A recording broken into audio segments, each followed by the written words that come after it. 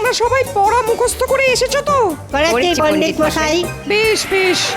এ কি তোরা তিনজন এতক্ষণ ছিলিস কোথায়? এত দেরি করে কেউ পাঠশালায় আসে নাকি? ক্ষমা করে দিন পণ্ডিত মশাই, আর এমন হবে না।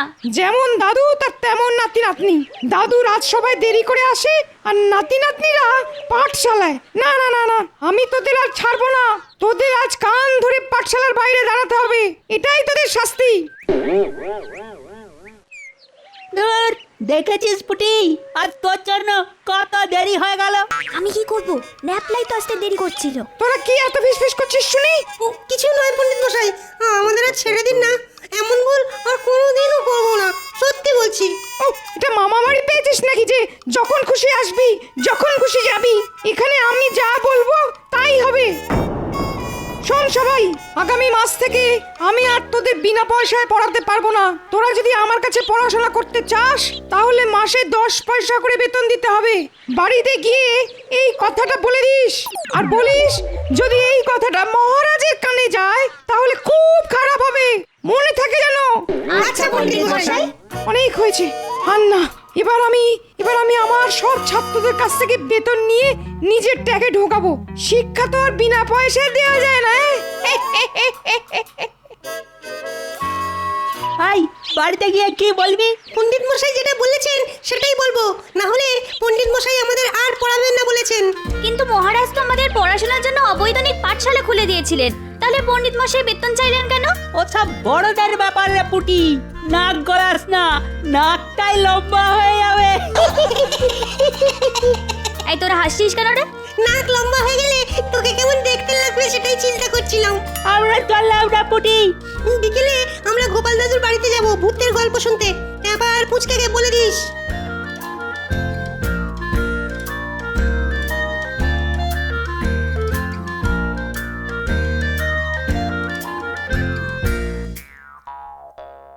আয় আয় মা আয়। আজ পাঠশালায় কেমন লেখাপড়া হলো শুনি? কি হলো পুঁটি? বাবা জানো, পণ্ডিত মশাই বলেছেন আগামী মাস থেকে 10 পয়সা করে বেতন না দিলে আমাদের আর পড়াবেন না। সে কি 10 পয়সা? সে তো অনেক। আমি অত পয়সা পাবো কোথায় মা? না না না না, এমন তো হওয়ার কথা ছিল না। মহারাজ তো পড়ালেখা করার জন্য 1 পয়সাও কারোর কাছ থেকে কোনোদিন চাননি, তাহলে পণ্ডিত মশাই কেন চাইছেন? তবে কি মহারাজের কাছে একবার যাব, গিয়ে পা ধরে ভিক্ষা চাইবো? না হলে যে আমার মেয়ের পড়াশোনা বন্ধ হয়ে যাবে। না না না না, তুমি মহারাজের কাছে একদম যাবে না বাবা। পণ্ডিত মশাই বলে দিয়েছেন এই খবর যেন মহারাজের কানে না যায়। তবে এবার কি হবে গো? আমি বলি কি, তুমি একবার গোপাল দাদার কাছে যাও।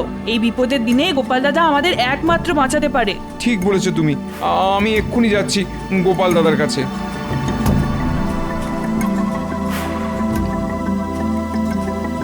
ও গোপাল দাদা, গোপাল দাদা, আরে বাড়ি আছো?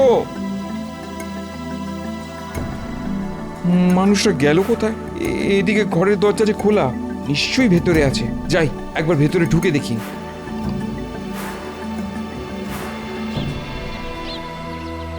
ও গোপাল দাদা, আরে ও গোপাল দাদা, আরে ওঠো ওঠো।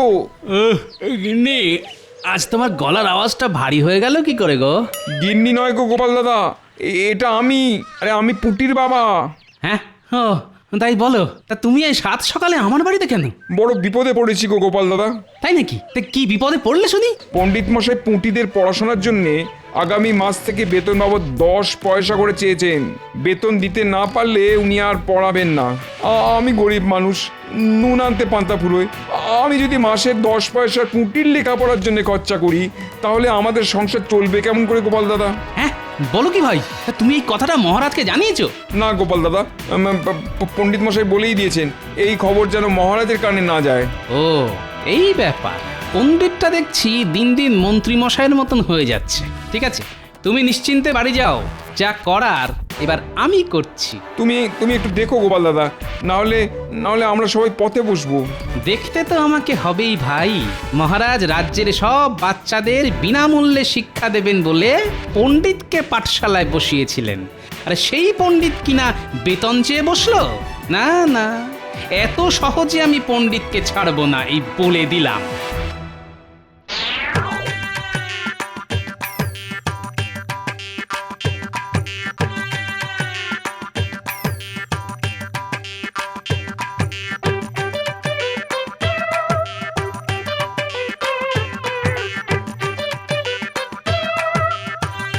কি ব্যাপার, আজ রাজসভায় তো ফাঁকা ফাঁকা লাগছে কেন?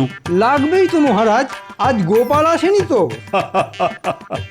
ঠিক বলেছ, অমন পাহাড়ের মতো চেহারা নিয়ে গোপাল আমার সামনে বসে না থাকলে কি যেন একটা নেই নেই বলে মনে হয় আমার। আর নেই মনে হবে না মহারাজ, গোপাল এসে গেছে। আর পাহাড়ের মতো চেহারা নিয়ে বসেও পড়েছে। গোপাল, তুমি অনেক দিন বাঁচবে। একটু আগে তোমাকে নিয়েই কথা হচ্ছিল, আর ঠিক তখনই তুমি ঢুকলে। এটাই একটা সমস্যা, আমি ঠিক সময় মতো সব জায়গায় পৌঁছে যাই আর সব জেনে ফেলি। কিছুটা অলৌকিক হলেও এটাই সত্যি। এমন কেন বলছো গোপাল? হ্যাঁ, তুমি আবার কি জানতে পারলে? অনেক কিছু জানতে পেরেছি রাজবৈদ্য। এই যে আমাদের পণ্ডিত মশাই, উনি নাকি আজ পাঠশালার ছাত্রদের কাছ থেকে প্রত্যেক মাসে বেতন বাবদ 10 পয়সা করে চেয়েছেন। কি পণ্ডিত? ইরে, যেটা ভয় পাচ্ছিলাম সেটাই হলো। আগে গোপাল ভুল জানে মহারাজ, আমি এসব কিছুই চাইনি। লুকিয়ে লাভ হবে না পণ্ডিত, পুঁটি বাড়িতে এসে পুরোটা বলে দিয়েছে, আর পুঁটির বাবা আমাকে এসে সব বলে গেছে। পণ্ডিত, আমি তোমাকে পাঠশালায় বসিয়েছি ছাত্রদের শিক্ষা দেওয়ার জন্য, তার বদলে আমি তোমাকে মাস গেলে বেতন দিই। তোমার এত বড় সাহস হয় কি করে যে তুমি ছাত্রদের কাছ থেকে মাসে 10 পয়সা বেতন হিসাবে চাও? মহারাজ, এটা আমার বিরুদ্ধে একটা চক্রান্ত। আজ গোপালের 3 নাতি নাতনি দেরি করে পাঠশালায় এসেছিল, তাই আমি ওদের কান ধরে দাঁড় করিয়ে রেখেছিলাম। ওরা সেটারই বদলা নিচ্ছে মহারাজ, আমি নির্দোষ। গোপালের নাতি নাতনিগুলো গোপালের মতোই ধরিবাজ মহারাজ। একবার তো গুলতি দিয়ে মেরে আমার মাথায় আলু বসিয়ে দিয়েছিল। বেশ, আমি দুজনের কথাই শুনবো এবং সত্যি মিথ্যে নিজে যাচাই করে দেখব। কোথায় চললেন মহারাজ? আমি নিজে ছাত্রছাত্রীদের বাড়িতে বাড়িতে যাব, গিয়ে তাদের সঙ্গে কথা বলবো। পণ্ডিত, গোপাল, তোমরাও আমার সাথে চলো। চলুন মহারাজ, এবার দুধ আর জল আলাদা হয়ে যাবে।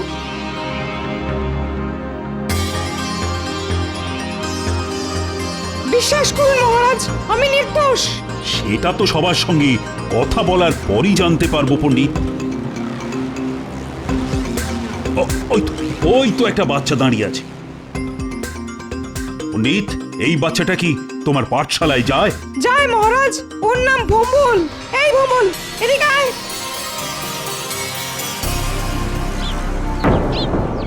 তুমি আজ পাঠশালায় পড়াশুনো করতে গিয়েছিলে? গেছিলাম মহারাজ। বেশ বেশ, তা পণ্ডিত মশাই কি তোমাদের কাছ থেকে বেতন বাবদ 10 পয়সা চেয়েছেন? না মহারাজ। দেখলেন মহারাজ, আমি বলেছিলাম না গোপাল মিথ্যে কথা বলেছে। হ্যাঁ, এসব কি হচ্ছে? ওই তো আরেকটি ছেলে যাচ্ছে। পণ্ডিত, ওকেও ডাকো। এই বলরাম, এদিকে শোন। প্রণাম পণ্ডিত মশাই। প্রণাম মহারাজ। আচ্ছা বলরাম, তুমি আমাকে সত্যি করে বলো তো, আজ পাঠশালায় পণ্ডিত মশাই তোমাদের কাছ থেকে বেতন বাবদ 10 পয়সা করে চেয়েছেন? না মহারাজ, পণ্ডিত মশাই খুব ভালো, আমাদের খুব ভালোবাসেন।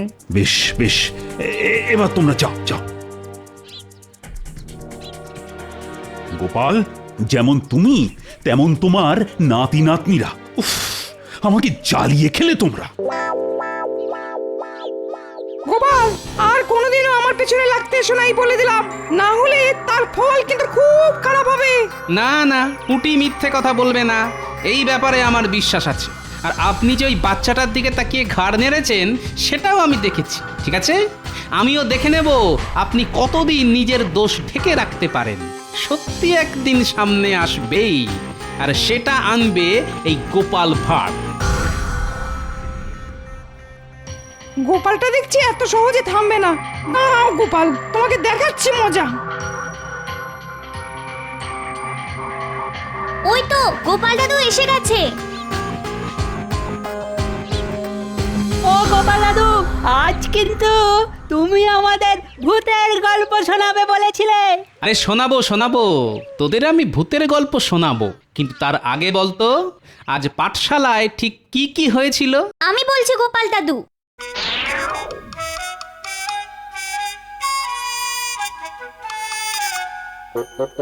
আর পণ্ডিত মশাই আজ আমাদের কি বলেছে জানো? কি বলেছে রে? বলেছে যেমন দাদু তার তেমনি নাতি নাতনি।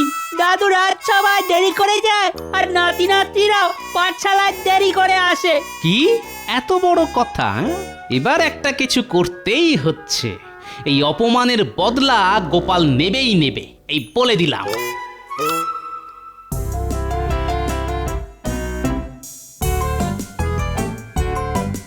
আমিও গোপালকে ছাড়বো না, কিছুতেই না।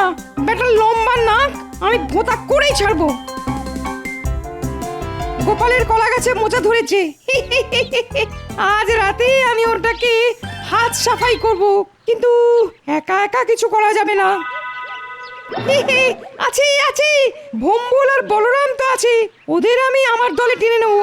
ওদের বেতন লাগবে না শুনলে ওরা আমাকে আমার কাজে সাহায্য করবে।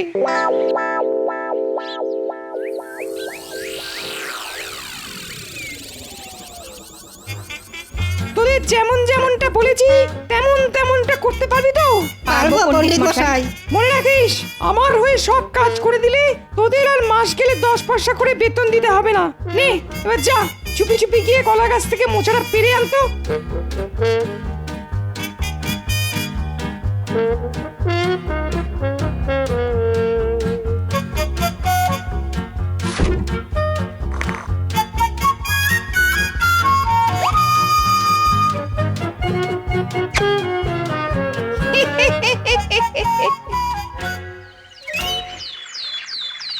হায় হায়, এ কি হলো? কত স্বাদ করে মোচার ঘন্ট খাবো ভেবেছিলাম, সব শেষ হয়ে গেল। হায় হায় হায় হায় হায়। কার এত বড় সাহস হবে যে গোপালের ঘরে ঢুকে গোপালের কলা গাছ থেকে মোচা চুরি করে? না না, এ সাধারণ চোরের কাজ নয় গিন্নি। এ কি, এটা বাচ্চার পায়ের ছাপ?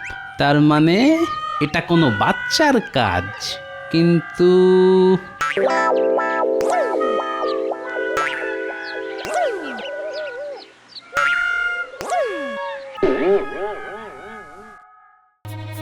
এবার আমাদের কি করতে হবে পণ্ডিত মশাই? চল না চল, গেলেই দেখতে পাবি। দুপুরবেলা খেয়ে দিয়ে গোপাল ঘুমায়, আমাদের শুধু গোপালকে ঘুম থেকে তুলতে হবে। কিভাবে তুলবো পণ্ডিত মশাই? এইভাবে।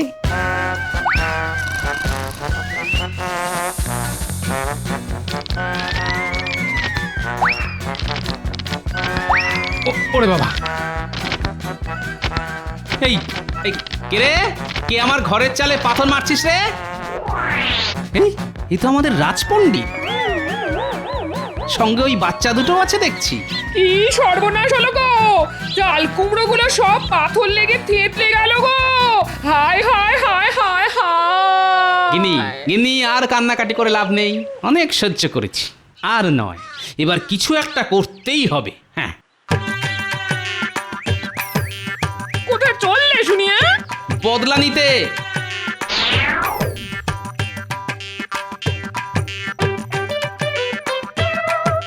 এই ন্যাপলা গুলটে, এদিকে শোন।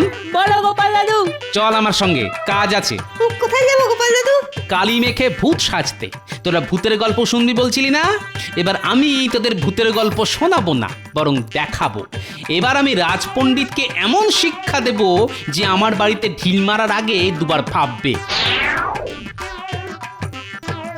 তোমাকে তো পুরো ভূতের মতন লাগছে গো দাদু। আর তোরা হলি ভূতের দুই ছোট ছোট নাতি। ওরে বাবা রে,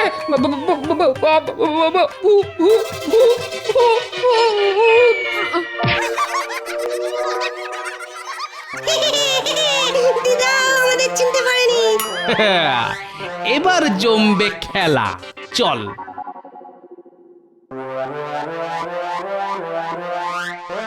দেখেছো রানী, দেখো আজ আকাশে কত বড় চাঁদ উঠেছে। তাই তো। ওই দেখ ন্যাপলার গুলটে, মহারাজ আর রানীমা জানলায় দাঁড়িয়ে আকাশের দিকে তাকিয়ে আছেন। চল এবার ওনাদের দেখিয়ে রাজবাড়ির ছাদে পাথর ছুঁড়ে মারি।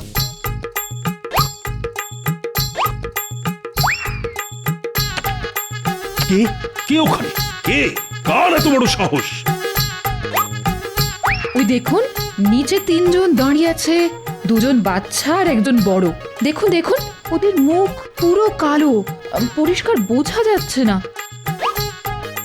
এবার আমরা কোথায় যাচ্ছি গোপাল দাদু? মহারাজ হয়ে গেলেন, এবার রাজসভার সব সদস্যদের পালা।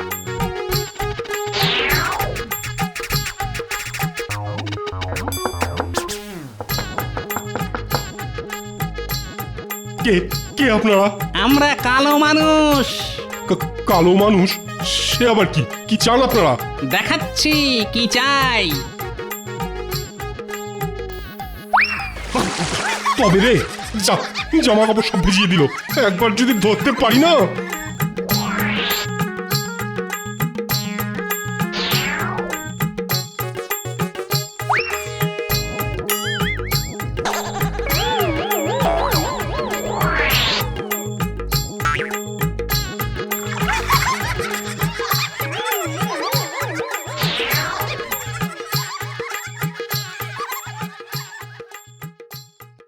না না না, আজ মহারাজকে বলতেই হবে। হ্যাঁ বলতেই হবে। হ্যাঁ বলতেই হবে, ছাড়বো না। কাল রাতের ওষুধে বেশ ভালোই কাজ হয়েছে দেখছি। এবার শুধু আজ রাতের অপেক্ষা। আজ রাতে মক্ষম চালটা চালতে হবে।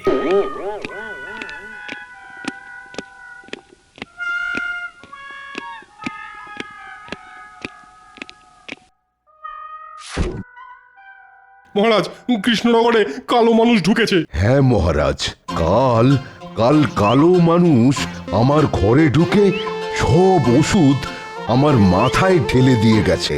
শুধু কালো মানুষ নয়, সঙ্গে তার 2 জন ছোট ছোট সাকরেদও আছে। হ্যাঁ, তোমাদেরও কাল 3 জন কালো মানুষ আমার জানলা উদ্দেশ্য করে পাথর ছুঁড়েছে। তাহলে বুঝুন মহারাজ, কেমন বিপদের মধ্যে আছি আমরা। সেনাপতি, আর সময় নষ্ট করো না। তুমি আজ রাতেই রাজ্যে পাহারা বসাও। আগে আমি একটু বাড়ি যাব মহারাজ। কেন গোপাল? কালো মানুষ এখনো পর্যন্ত আমার কোনো ক্ষতি করেনি, কিন্তু মন বলছে এবার করবে। আর আমার ঘরে আপনার দেওয়া অনেক মোহর আছে, তাই বাড়ি গিয়ে ওগুলো আমি এক জায়গায় করে কাল ভোরে সব আপনার কাছে দিয়ে যাব মহারাজ। যতদিন না কালো মানুষ ধরা পড়ছে, ওগুলো দয়া করে আপনার কাছে রেখে দিলে খুব উপকার হয়। আচ্ছা আচ্ছা, সেই ভালো সেই ভালো। তুমি যাও গোপাল, কাল ভোরে সব মোহর তুমি আমার কাছে জমা রেখে দাও। আমার কাছে সব নিরাপদেই থাকবে। ধন্যবাদ মহারাজ, আমি চলি।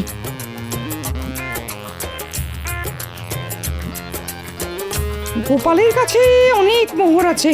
না না, এই সুযোগ ছাড়া যাবে না। মহারাজের কাছে জমা দেওয়ার আগেই আমি আজ রাতে সব মোহর গোপালের ঘর থেকে চুরি করব। এবার গোপাল মোহর হারানোর শোকে পাগল হয়ে যাবে।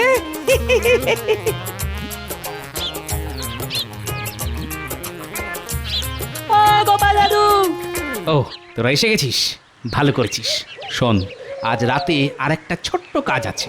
রাতে কুলতি নিয়ে আমার বাড়িতে চলে আসিস। কি কাজ সেটা তো বলো। বলছি, শোন।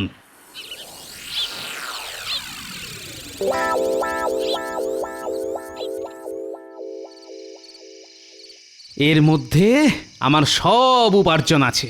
এগুলো কাল ভোরে মহারাজের হাতে তুলে দিতে পারলেই আমি নিশ্চিন্ত।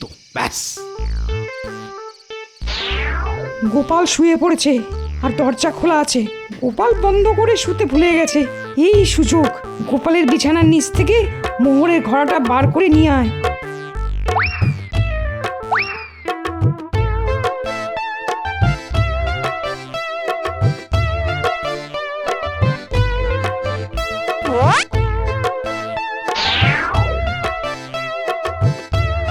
যা যা, নিয়ে যা নিয়ে যা। ওর ভেতরে এমন জিনিস আছে যেটা একবার তোদের গায়ে পড়লে আর সহজে উঠবে না। এবার এই সব মোহর আমার।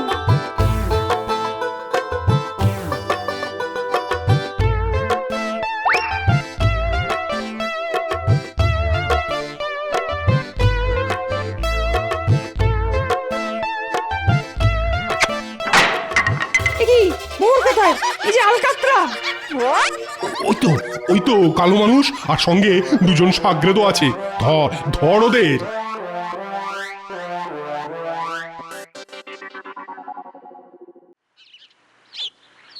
এই দেখুন মহারাজ, কাল এদের তিনজনকে একেবারে হাতে নাতে ধরেছি। হ্যাঁ, ও এরাই তাহলে কালো মানুষ। কিন্তু এই বড় কালো মানুষটাকে কেমন যেন চেনা চেনা লাগছে। কোথায় কোথায় যেন দেখেছি। তা তো লাগবেই মহারাজ, এটা তো আমাদের পণ্ডিত মশাই। হ্যাঁ, আর সঙ্গে ওনার দুজন ছাত্র। আমরা কিছু করিনি মহারাজ। আমাদের ছেড়ে দিন মহারাজ। পণ্ডিত মশাই বেতন না নেওয়ার লোক থেকে আমাদের দিয়ে এসব করিয়েছেন। আমরা বাড়ি যাব। তার মানে পণ্ডিত তোমাদের কাছ থেকে সত্যি সত্যি বেতন চেয়েছিল? হ্যাঁ মহারাজ। আর এই পণ্ডিত বদলা নেওয়ার জন্য আমার ঘরে পাথরও ছুঁড়েছিল, কিন্তু আমার নামও গোপাল ভাঁড়। বিশ্বাস করুন মহারাজ, আমি শুধু গোপালের ঘরে পাথর ছুঁড়েছি, আর কারো পেছনে লাগিনি আমি। জানি, কারণ ওগুলো আমি করেছি। আপনারা আমাকে ক্ষমা করে দেবেন দয়া করে। ওগুলো না করলে আজ সত্যিটা সামনে আসতো না মহারাজ। হ্যাঁ, কি করেছো তুমি গোপাল? বেশি কিছু না, শুধু